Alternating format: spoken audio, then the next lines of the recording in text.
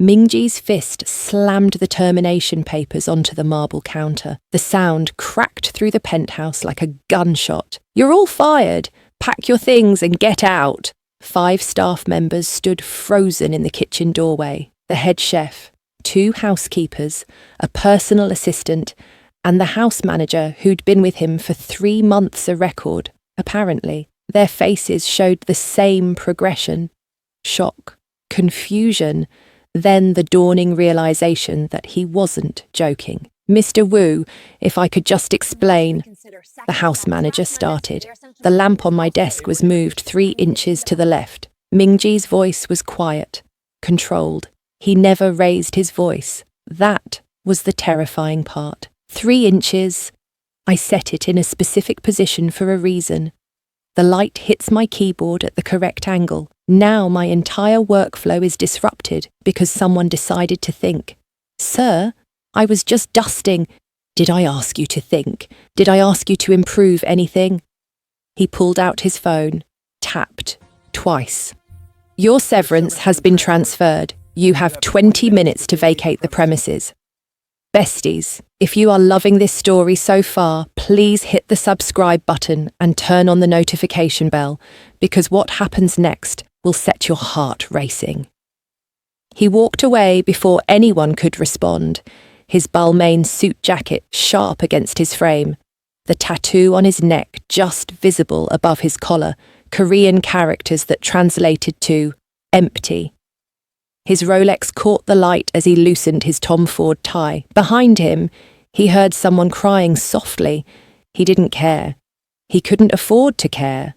The penthouse stretched out before him, all floor-to-ceiling windows overlooking Los Angeles, steel and glass and cold perfection, $60 million of architecture designed to intimidate. He'd built smart lucks from nothing but luxury AI home systems, now in mansions across 3 continents, $4 billion by age 32, and he was still the loneliest man in California. The story spread through LA's elite staffing agencies by noon the next day. 3 inches, Rebecca Morrison repeated to her assistant, holding her latte mid-sip. He fired 5 people because a lamp was moved 3 inches. "I heard it was because someone bought the wrong brand of mineral water," said Thomas Chen, who ran the most exclusive domestic staffing agency in Beverly Hills. "No, definitely the lamp." Rebecca shook her head. "My colleague placed them all. 5 excellent references, impeccable backgrounds, gone in 10 minutes. The man is impossible." "Gorgeous, though," her assistant murmured. "Gorgeous, rich, and completely dead inside," Rebecca said. "I've met him twice at charity functions. It's like shaking hands with a statue. Beautiful, cold, and you get the feeling that if you breathed too loudly, he'd have you removed." 300 miles north in Portland, in a cramped office above a Korean grocery store, a woman named Helen Sung was having a different conversation. This is his 9th agency in 18 months. Helen slid a folder across her desk. The folder was thin. Mingji Kan didn't leave much of a paper trail beyond his business empire. The man is a walking nightmare for domestic staff. Jasmine Smith sat across from her, hands folded in her lap. At 26, she'd perfected the art of taking up as little space as possible. Her natural curls were pulled back in a simple ponytail, her curvy figure hidden under a loose grey cardigan. Nothing about her demanded attention. That was the point. "What did the others do wrong?" Jasmine asked. Her voice was soft, measured. "They existed." Helen leaned back. "Mingji Kan doesn't want a housekeeper. He wants a ghost. Someone who cleans his house, manages his life, anticipates his needs, all without ever being seen, heard, or acknowledged. Can you do that?" "I've been doing that my whole life." Helen studied her for a long moment. In 5 years, Jasmine had worked for 12 clients. Helen had never received a single complaint. Most clients forgot Jasmine's name within a week. In the domestic staffing business, that was the highest compliment. "The pay is significant," Helen named a figure that made Jasmine's eyes widen slightly. 15,000 a week. He goes through staff so quickly that he's willing to pay premium rates. But Jasmine, I need to be clear, this man will fire you for breathing wrong. Don't let him see you. Don't let him hear you. Don't leave any trace that you were ever there. Can you do that? Jasmine's hand moved unconsciously to her right ring finger, touching the strange ring she always wore. Twisted silver wire wrapped around a jade bead that glowed deep green in the light. Handmade, clearly old, slightly tarnished. I can do that. Good. You start Monday, 5 a.m. He leaves for his office at 6:30. You'll have the house to yourself most days, but he's unpredictable. Sometimes he works from home. Sometimes he comes back early. The security system is state-of-the-art. Your codes will be activated Sunday night. Study this. She pushed the folder closer. Everything you need to know about Ming-Ji Khan is here. Memorize it. That night, in her tiny studio apartment in Koreatown, Jasmine spread the folder's contents across her bed. Magazine covers showing a devastatingly handsome Korean man in sharp suits. Business profiles detailing his meteoric rise from nothing to billionaire. Forbes, Bloomberg, Fortune, all told the same story. Orphaned at 15 when his mother died, survived the foster system, coded his first app in a public library, built smart locks before he was 30. Now he was untouchable. But it was the photograph tucked in the back of the folder that made Jasmine's hands shake. A charity event from 2 years ago. Ming-Ji in a black tuxedo, accepting some award for innovation. His hair was perfectly styled, his expression cool and distant, but it was his eyes that stopped her, empty, completely empty, like someone had scooped out everything human and left only the shell. She touched the ring on her finger.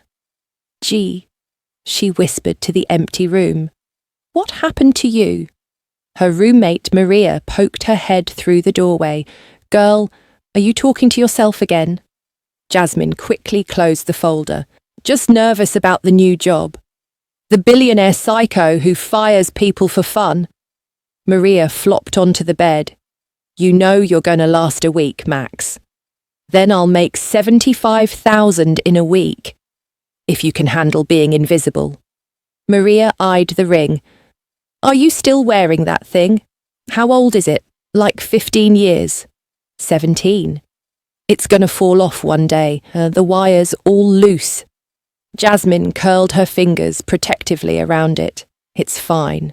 Whoever gave it to you must have been special." He was.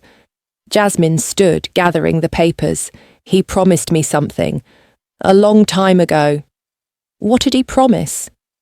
Jasmine looked out the window at the city lights. Somewhere out there, in a penthouse she'd see on Monday, was the boy who'd twisted wire around his mother's jade bead and placed it on her finger when she was 11 years old. "That he'd come back for me," she said quietly, "when he wasn't poor anymore." Maria was silent for a moment. "Jasmine, he's not coming back." "I know."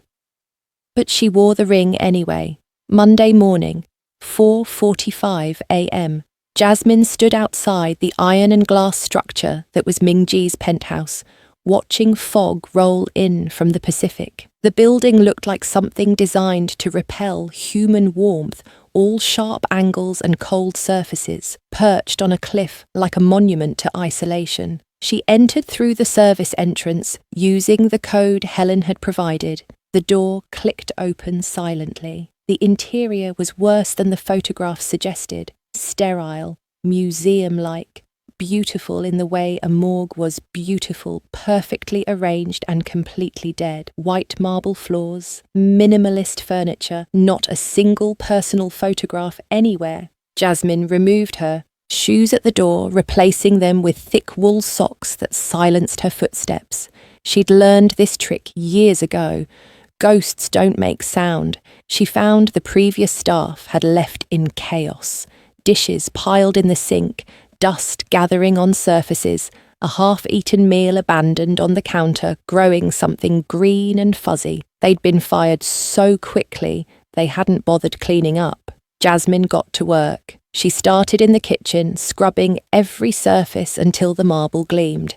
In the refrigerator, she found expensive ingredients bought by someone who didn't cook organic vegetables wilting, artisanal cheeses growing mold. She threw out everything that expired and made a list of replacements. In the living room, she found the desk with the infamous lamp.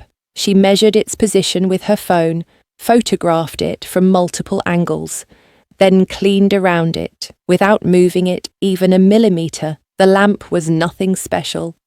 Brushed steel, modern, expensive. But its position clearly mattered to him. She wouldn't make that mistake. She noticed the lighting throughout the penthouse was harsh, clinical white that would trigger migraines. She found the smart home control panel and spent 20 minutes adjusting every room, shifting from cold white to warm amber, reducing intensity by 20%. The change was subtle, but transformed the entire atmosphere. In his bedroom, she found insomnia, 8 different prescription bottles on the nightstand, all sleeping pills, an empty whiskey glass.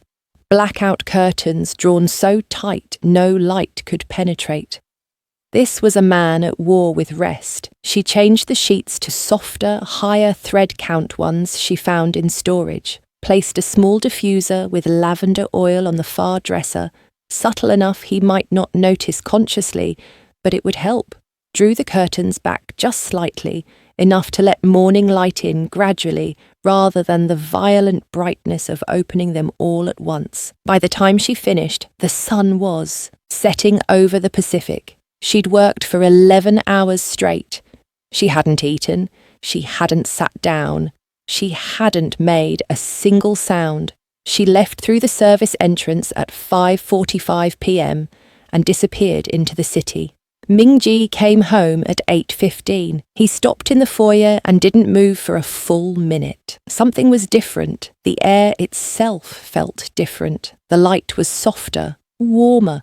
The sharp, chemical smell of industrial cleaning products was gone, replaced by something he couldn't quite name. Something almost like peace. He walked through the penthouse slowly, his footsteps echoing on marble. The kitchen was immaculate. His desk was perfect, the lamp exactly where he'd left it. In his bedroom, he stopped. The curtains were open. He never opened the curtains. Whoever had done this would be fired immediately for overstepping. He reached for his phone, then stopped. Moonlight streamed through the window, reflecting off the ocean below. When was the last time he'd seen moonlight? When was the last time he'd looked at the ocean he'd paid $60 million to live above? He noticed the diffuser, picked it up, lavender. He should be furious at another unauthorized change, another person thinking they knew better than him. But his headache, the constant pressure behind his eyes that had plagued him for months, was already easing. In the kitchen, he found a glass of water with cucumber and lemon, covered with a small plate to keep it fresh. Not replacing his coffee, just there. An option, something gentle. He drank it in 3 swallows.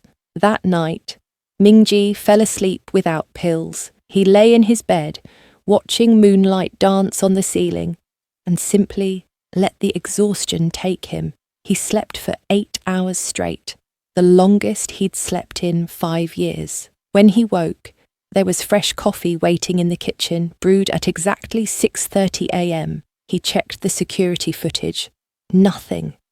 Whoever this new housekeeper was, she'd somehow avoided every camera. 2 weeks passed like this. Ming-ji never saw his housekeeper, but her presence was everywhere. His shirts were pressed with a precision his previous staff had never achieved. Fresh flowers appeared and disappeared, nothing showy, just small arrangements that somehow matched his mood. When he came home angry after a difficult board meeting, there were white orchids, cool and calming. When he came home exhausted, There were orange roses, bright and energizing. His coffee was always ready at 6:47 a.m., not 6:45, not 6:50, 6:47. Somehow she'd calculated the exact moment he walked into the kitchen down to the minute. He found himself watching for her, setting traps, coming home early, leaving late,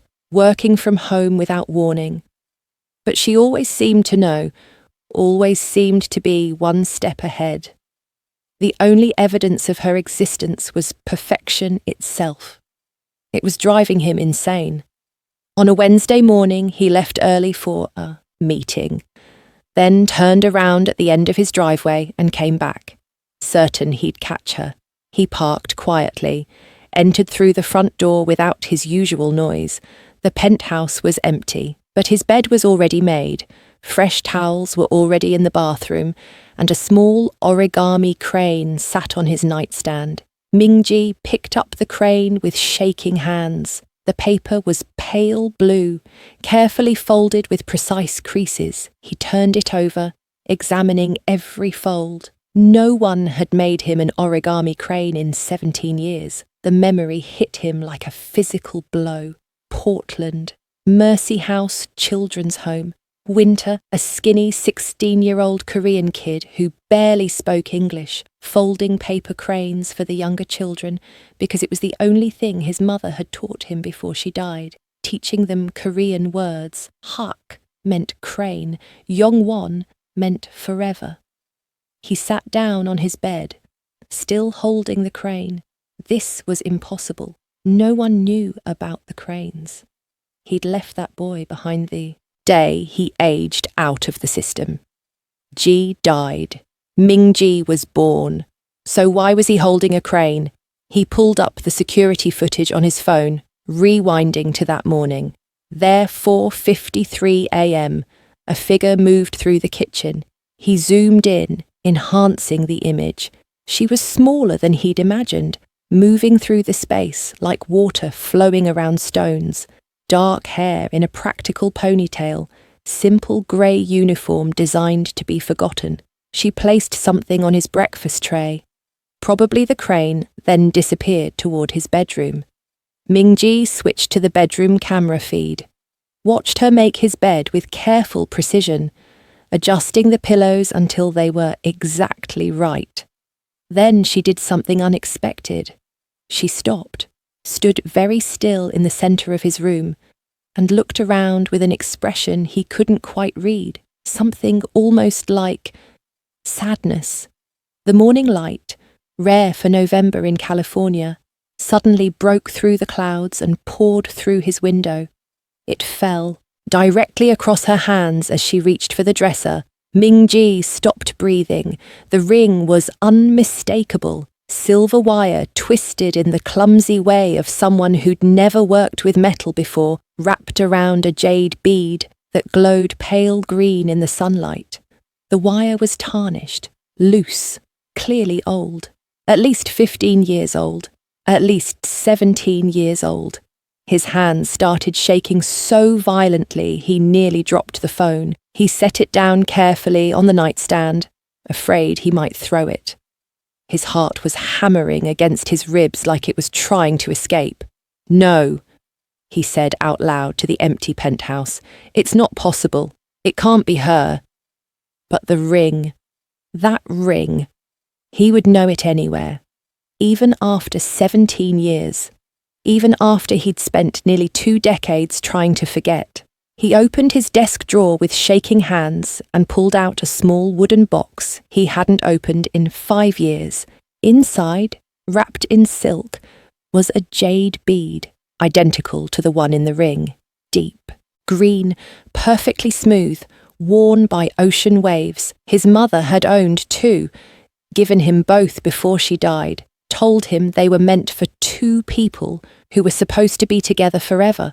He'd given one to a girl in the group home, a girl with crooked braids and a smile that made him believe he might actually survive. Jasmine, he whispered. The name felt foreign on his tongue. He hadn't said it out loud in 17 years. The memories came flooding back like a dam breaking. Portland, Mercy House, the junkyard behind the building where nobody went. He'd been 12, no, 13, working on something secret. And she'd found him. What are you making? She was 10, all knobby knees and second-hand clothes, but her eyes saw everything. Go away, he'd said automatically. He said that to everyone back then. She didn't go away. She never did. Instead, she sat down next to him in the dirt and watched him struggle with the wire. Is that a ring? She asked. It's supposed to be. He held up the mess of silver wire, frustration making his accent thicker. But I can't make it look right. It keeps coming out ugly.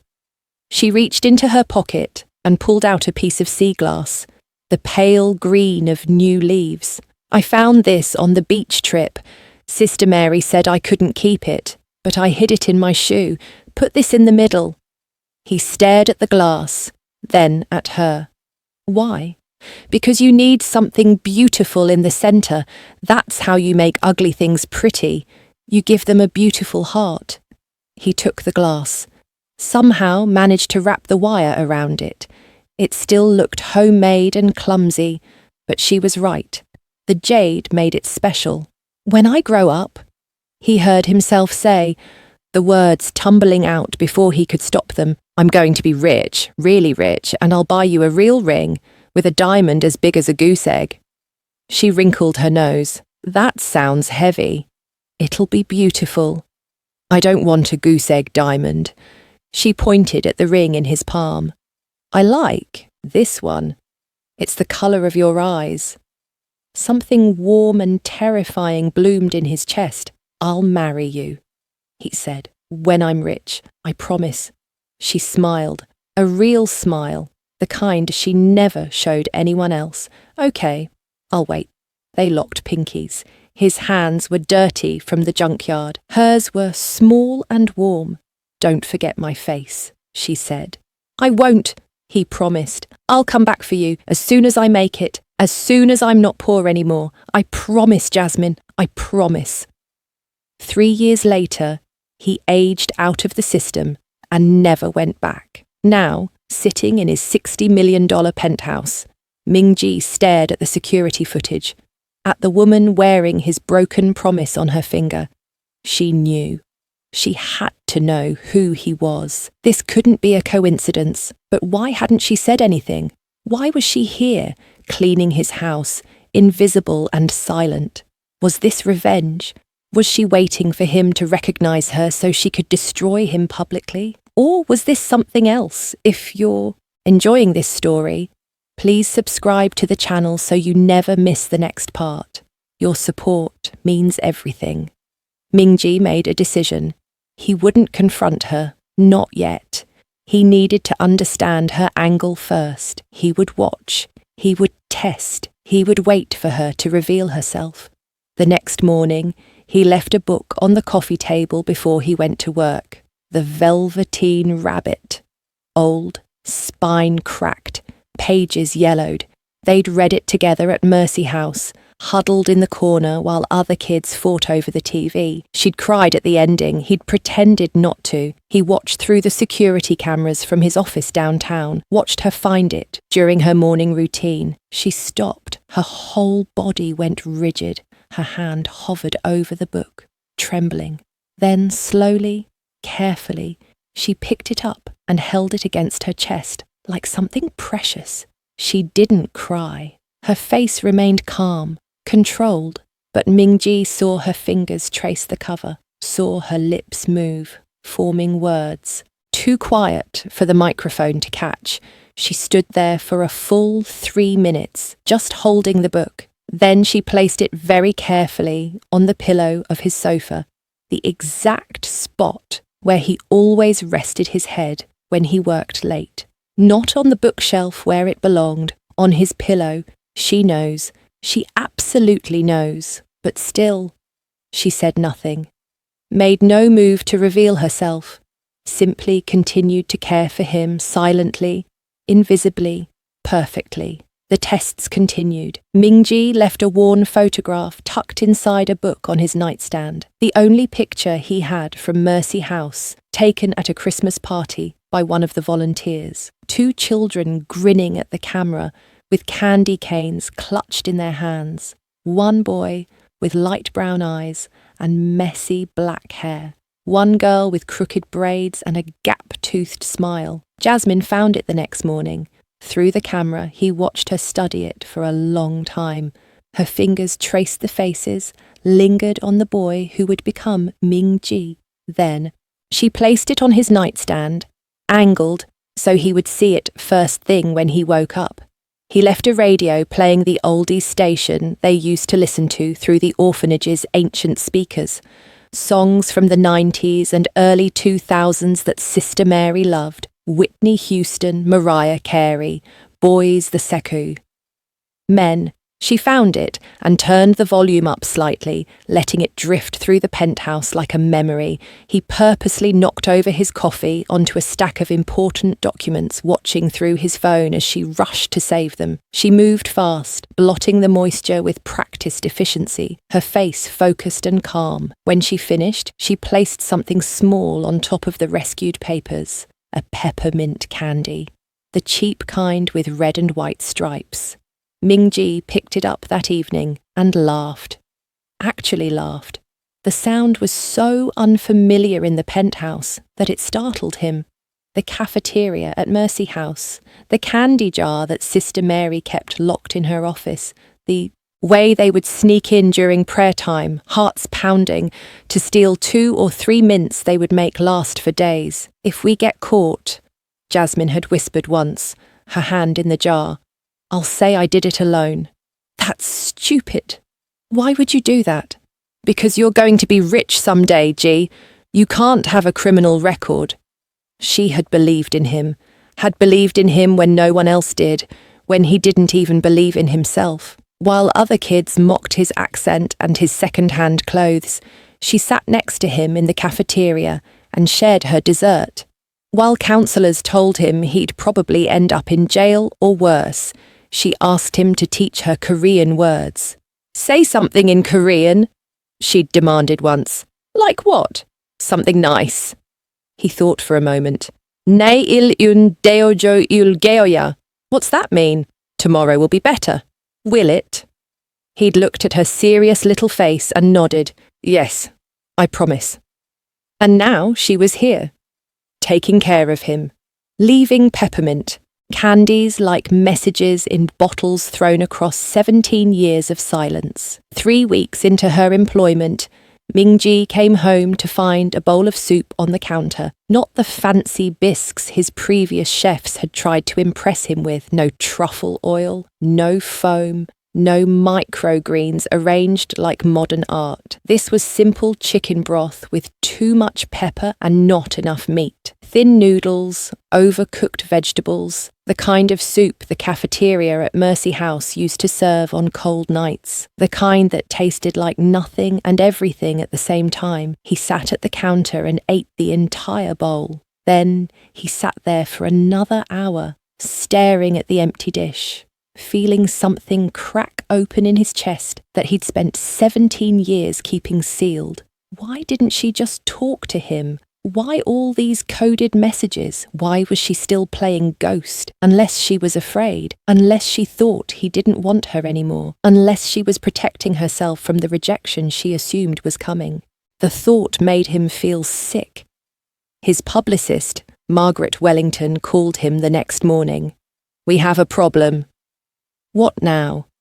You're trending again. Someone compiled a list of everyone you've fired in the last 5 years and posted it on Twitter. The number is not flattering. Investors are getting nervous about the erratic behaviour narrative. Mingji closed his eyes. What do you want me to do about it? Host a charity gala. Show your human side. Smile at some people. Write a big check. Standard reputation rehabilitation. Fine. Whatever. I'm serious, Mingji. Your board is concerned. Smartlux's stock dropped 2 points yesterday because someone wrote an article calling you the loneliest billionaire in America. We need to fix this. So he agreed to host a gala at the Penthouse, one night, classical music, carefully curated guest list. What he didn't anticipate was that Jasmine would be pressed into service to coordinate the temporary staff. The night of the gala, the Penthouse blazed with light, crystal chandeliers, white roses cascading from every surface, a string quartet playing Mozart in the corner, waiters in black tie circulating with champagne, 200 of LA's elite mingling on his terrace, pretending to care about foster care reform while really just networking. Ming-ji stood at the centre of it all in a black Givenchy tuxedo, accepting handshakes and small talk with a smile that never reached his eyes. But his attention kept drifting, through the crowd of tech CEOs and venture capitalists, through the forest of designer gowns and expensive jewellery. He searched for a glimpse of grey uniform, of dark hair pulled back in a simple ponytail. He found her near the kitchen, directing a waiter who'd nearly dropped a tray of canapes. She moved with the same quiet efficiency she always had, solving problems before anyone else noticed them, disappearing back into the shadows before anyone could thank her. She was wearing the ring, even from across the room. He could see it catching the light. Ming-ji Kane, a woman's voice pulled his attention away. Erica Williams, wife of a studio executive, holding court near the fireplace. I've been dying to meet you properly. He shook her hand automatically, his eyes still tracking Jasmine through the crowd. Mrs. Williams, thank you for coming. This is quite the event. For foster care, you said. How charitable of you. Her tone suggested she found the cause quaint. Though, I suppose you have a personal connection to the cause. I do. How inspiring. Rags to riches and all that. She sipped her champagne. Though you've certainly left those rags far behind. Ming-ji's jaw tightened, but he kept his expression neutral. This was exactly the kind of person Margaret wanted him to charm. He was opening his mouth to respond when he saw it happen. Erica was gesturing too enthusiastically, champagne glass tilting dangerously. A waiter was passing behind her. The trajectory was clear. The glass was going to fall, was going to drench the waiter, and was going to cause a scene. But Jasmine appeared from nowhere. She moved faster than anyone should have been able to move, interposing herself between Erica and the falling champagne. The red wine arced through the air and splashed across Jasmine's grey uniform, staining it instantly, permanently. Erica's face went red with embarrassment, which quickly transformed into anger. You clumsy fool, her voice cut through the music. Look what you've done. Mrs. Williams, I apologise. Jasmine's voice was steady, calm. Apologise. You ruined my evening. Erica's voice was rising, drawing attention from nearby guests. Cameras were starting to turn their way. Do you have any idea how much this moment is worth? More than you'll earn in your entire pathetic life, I imagine. Jasmine didn't flinch. She stood there, absorbing Erica's rage like stone absorbing rain, her expression perfectly neutral. Ming-ji started moving toward them, but he was on the other side of the terrace. And what is that? Erica's eyes had fallen to Jasmine's hand, to the ring. Is that trash? Are you wearing garbage as jewellery? She grabbed Jasmine's wrist, yanking her hand up for inspection. Several guests nearby stopped talking, watching the scene unfold. My God!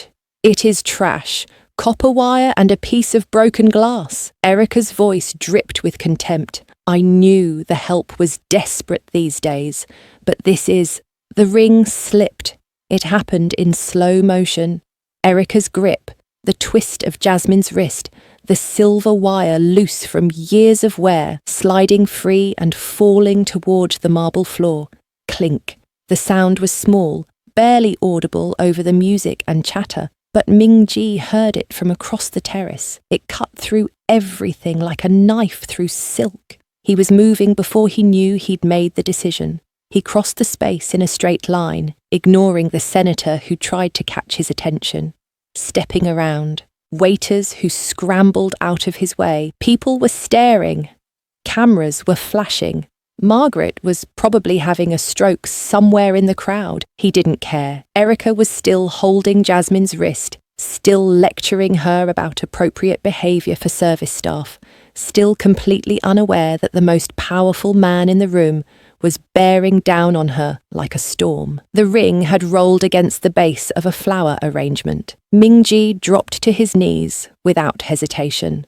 The marble was cold and hard through his tuxedo pants. He would have bruises tomorrow. He didn't care. He picked up the ring with hands that had signed billion-dollar contracts, hands that had built an empire, hands that had shaken with presidents and kings. Those hands were trembling now like he was 16 years old again, working with wire in a junkyard. He pulled the Hermes silk pocket square from his jacket and carefully, reverently, wiped the dust from the silver wire. The jade bead glowed in his palm, catching the light from the chandeliers. The terrace had gone completely silent. Even the string quartet had stopped playing. 200 people watched as Mingji Kan, the coldest Korean boss in California, knelt on the floor cradling a piece of handmade jewellery like it was the most valuable thing in the world. He rose to his feet slowly and turned to face Erica Williams. Her face had gone pale. She'd finally realised who he was, what she'd done. Mrs. Williams. His voice was quiet, dangerous. You will release her wrist, now. Erica dropped Jasmine's hand like it had burned her. Mingji stepped past her without another glance. She didn't exist to him anymore. Nothing existed except the woman standing in front of him in a wine-stained uniform, tears streaming silently down her beautiful face. He took her hand gently. Her fingers were shaking. He slid the ring back onto her finger, adjusting it carefully to make sure it wouldn't fall again. Besties, if you are loving this story so far, and your heart is racing right now, please hit that subscribe button right now. I'm sorry I forgot your face, he said in Korean, his voice breaking on every word. But I never forgot my promise. Jasmine's breath caught. She responded in broken, heavily accented Korean. I thought you didn't want me anymore. I didn't want you to see what I'd become. He was still holding her hand, still kneeling in front of 200 people who were recording every second of this on their phones. I didn't want you to see that I'd turned into someone cold, someone empty, someone who fires people over lamps and candles because it's easier than feeling anything real. You're still G. She touched his face with her free hand, her fingers gentle against his cheek. Under all of this, you're still him. The boy who made me origami cranes. The boy who taught me Korean curse words so I could defend myself. The boy who promised me tomorrow would be better. Mingji felt something break inside him. Something that had been frozen for 17 years suddenly cracked wide open. I don't deserve you. Then spend the rest of your life proving me wrong. He stood, pulling her up with him. Around them, cameras flashed like lightning. Someone was definitely crying. Margaret was going to kill him or promote him. He wasn't sure which. He didn't care about any of it. Marry me, he said. Not a question, not quite a demand, something desperate and raw and completely genuine. Not someday, not when things are perfect, now. Marry me now, Jasmine. She laughed through her tears. You're supposed to ask with a better ring than this.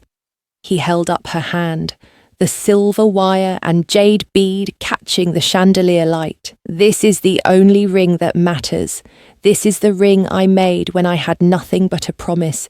Everything else I've built, everything I own, it all started with this promise, with you believing in me when nobody else did. Gee. She was fully crying now, not even trying to hide. I know I don't deserve a second chance. I know I should have come back sooner. I know I should have found you years ago instead of hiding behind money and power and this empty fortress I built to keep everyone out. But I'm asking anyway. Marry me, please." Jasmine looked at him for a long moment. The boy she'd known was still there, buried under expensive suits and tattoos and 17 years of armour, but he was there. She could see him in his eyes, in the way his hands shook, in the desperate hope written across his face. "Yes," she whispered. Then louder, in Korean, "Yes, ni, I'll marry you." He kissed her in front of everyone, pulled her close and kissed her like he was 16 years old again, like she was the only good thing he'd ever known, like he was finally coming home after 17 years of being lost. The crowd erupted, applause, cheers, the unmistakable sound of 200 people witnessing something real in a city built on facades. Erica Williams had disappeared into the crowd, probably already calling her publicist. The video would be viral by morning. Ming-ji Khan, the coldest Korean boss in California, proposing to his housekeeper at a charity gala. The internet was going to lose its mind. Margaret appeared at his elbow, her face unreadable. "Sir, we should probably give everyone a drink on me," Ming-ji said without looking away from Jasmine, "and tell them the gala just raised 20 million instead of 10. I'll match whatever was donated tonight." Margaret blinked. 20 million. 40 if you leave me alone for the next 5 minutes. She disappeared. Ming-ji led Jasmine away from the crowd, through the penthouse to his bedroom, closing the door on the party outside. In the sudden silence, they stood facing each other, the girl he'd loved when he was too young to understand what love meant, the woman who'd taken care of him without asking for anything in return. "Why didn't you tell me?" he asked. "Why didn't you just say something the first day?" "Because I needed to know if you were still you, if the boy I loved was still in there somewhere, or if money had turned him into someone else entirely." She touched his chest, right over his heart. "I needed to know if your heart was still good. And you left me origami cranes. You remembered the soup from Mercy House. You kept the jade bead for 17 years. She smiled. "Your heart is still good, G. It's just been sleeping." He pulled her close, breathing in the scent of her hair. She smelled like lavender and lemon and home. "I'm sorry I made you wait so long. You're here now. That's what matters. I'm going to buy you a proper ring. Diamonds, platinum, whatever you want." She held up her hand, the wire and jade catching the moonlight through his window. "I told you 17 years ago, I don't want a goose egg diamond. I want this one. It's the colour of your eyes." He kissed her hand, right over the ring. "I'm going to spend the rest of my life making up for the years I lost." "Good. You can start by not firing anyone for at least a month." He laughed, actually laughed, the sound filling the room with warmth. "Deal." They got married 3 weeks later.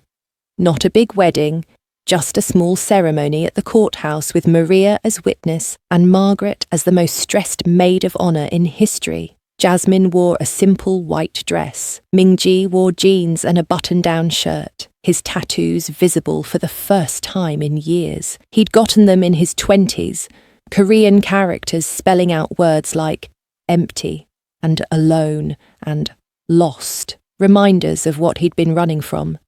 "I'm getting new ones," he told Jasmine that night in their hotel room. Words like found and home and promise kept. "Don't cover the old ones," she said, tracing the characters on his chest. "They're part of your story, our story."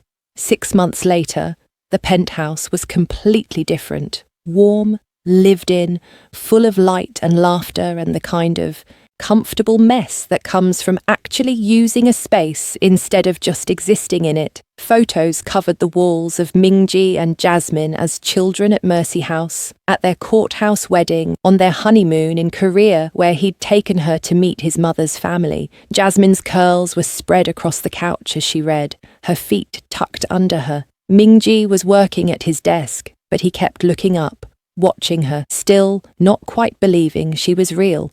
She caught him staring. What? Nothing. Just keeping my promise. She held up her hand.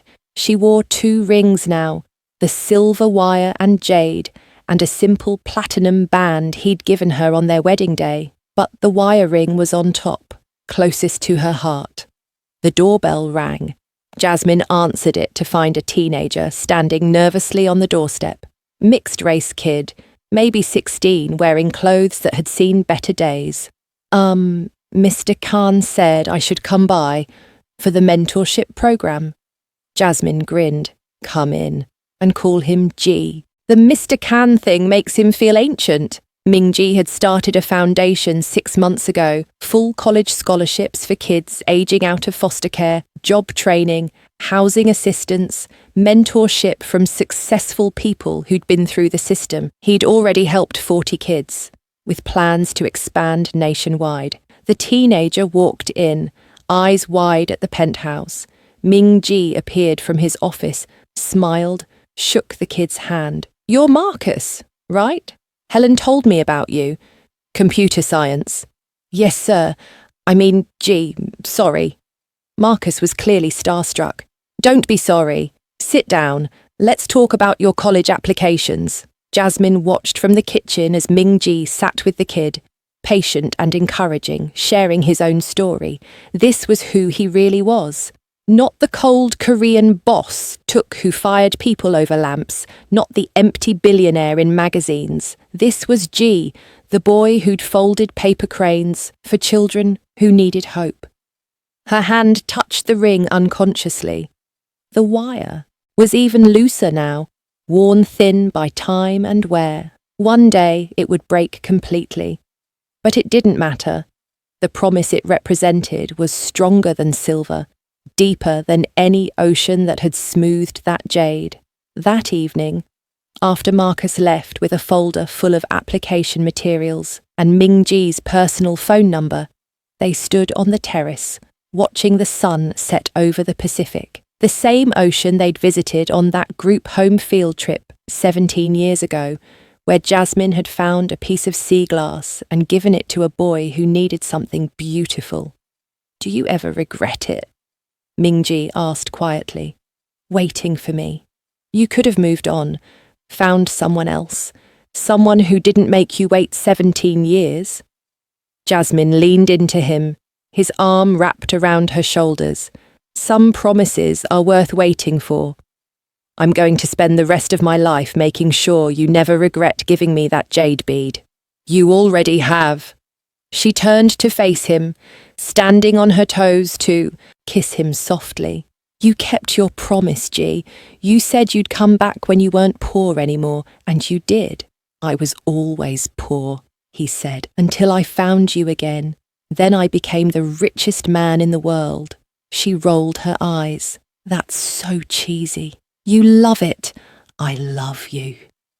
He kissed her as the sun dipped below the horizon, painting the sky in shades of orange and pink and gold. In the growing darkness, the jade bead on her finger glowed soft green, the same colour as new leaves, the same colour as hope, the same colour as promises kept. Inside the penthouse, the photo from Mercy House sat on the mantel, 2 children grinning at the camera, candy canes in hand, completely unaware that 17 years later they'd be standing in a $60 million penthouse built on a promise made in a junkyard. Tomorrow will be better, he'd told her once in Korean, and he'd been right. Tomorrow had been better, and the day after that, and every day since she'd walked back into his life, wearing his promise on her finger. Some promises take 17 years to keep, but they're worth the wait.